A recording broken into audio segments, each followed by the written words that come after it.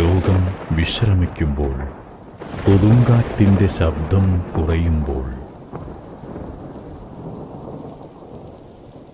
ഒരു മനുഷ്യൻ പ്രവർത്തിച്ചുകൊണ്ടേയിരിക്കുന്നു.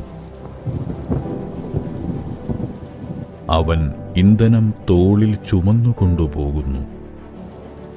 അടുക്കള നിയന്ത്രിക്കാനും ഭക്ഷണം ജീവസുറ്റതായി നിലനിർത്താനും.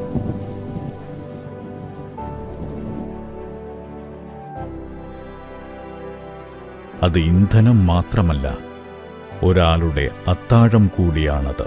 കാത്തിരിക്കുന്ന കുട്ടിക്കുള്ള ചൂടുള്ള ഭക്ഷണം, ശൈത്യകാലത്തെ ചായ. വെളിച്ചമില്ലാതായി സമാധാനം നഷ്ടപ്പെട്ടതിൻ്റെ വക്കിൽ അവർ വെളിച്ചം തിരികെ കൊണ്ടുവരുന്നു. വിനയത്തോടെയും വിശ്വസ്തയോടെയും. അവർ ഒരു തൊപ്പി പോലും ധരിക്കാറില്ല, എങ്കിലും 100 ഭക്ഷണത്തിനുള്ള ഭാരവും താങ്ങി വരുന്നു ഓരോ ദിവസവും. വളരെ ആശ്ചര്യം തോന്നുന്നു സുഹൃത്തെ.